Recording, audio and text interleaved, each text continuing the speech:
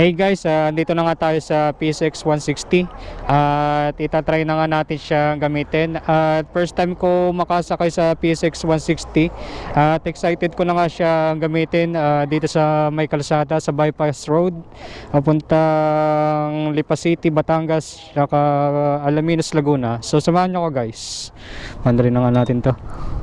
Yun no, pag start mo pa lang para sasakay ka ng ng kotse sobrang classic classic talaga ng to, pang sosyalan na motor. Pandarin natin yun, papandarin na natin siya. Let's go guys.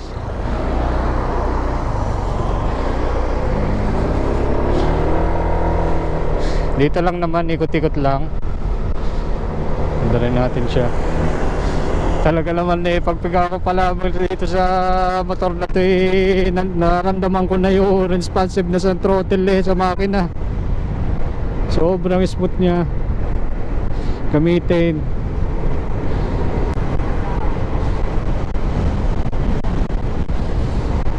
Pwede talaga pang long ride. Pag upo ko pala sa upuan ng PSX 160, naramdaman mo na yung convenience at comfort Other like na ibang klaseng motor, talaga dinesign siya sa convenience sa comfort ng habang nagmumotor ka. Talagang ayun nga, meron pa siyang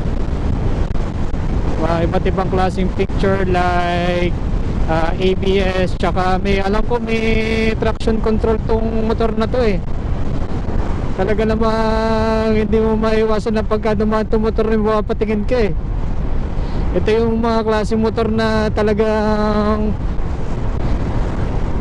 pwedeng gamitin kahit saan.